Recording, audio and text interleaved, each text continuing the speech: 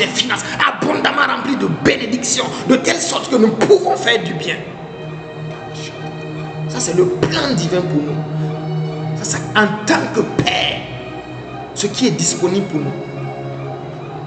Donc, la troisième catégorie de bénédiction, il a dit, après l'argent et l'or, il a dit les serviteurs et les servantes.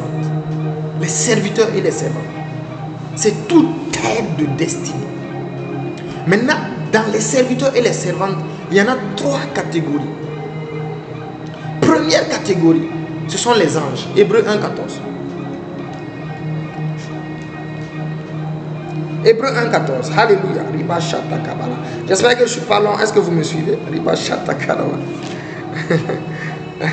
Parce que là, on est en train d'aller vite pour voir Riba Shata Kabala.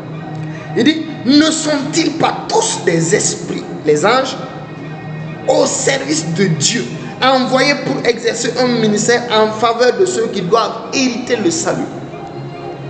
Les anges sont permanemment là à nos côtés pour nous accompagner dans notre ministère. C'est leur ministère, nous servir, afin que nous puissions accomplir le plan de Dieu.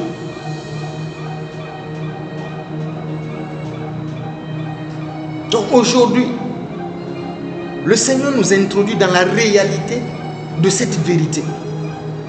C'est-à-dire, nous sommes conscients à partir de maintenant, par le Saint-Esprit, qu'il y a des anges autour de nous. C'est-à-dire, quand une pensée de peur vient, quand tu marches dans le noir, une pensée de peur vient, tu dis, avant que ça me touche, l'ange va déchiqueter la personne. C'est tout.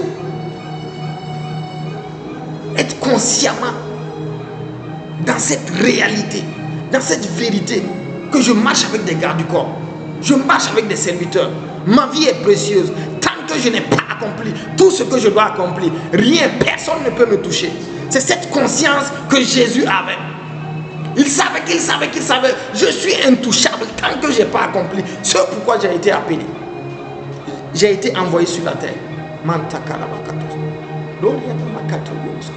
C'est pourquoi les disciples parlaient avec assurance. On leur dit, si vous parlez, on va vous tuer. Ils continuent de parler. Pourquoi? Ils ont l'assurance que eux, s'ils meurent, c'est que leur temps est venu. Sinon, c'est impossible. Les anges vont s'occuper de ça.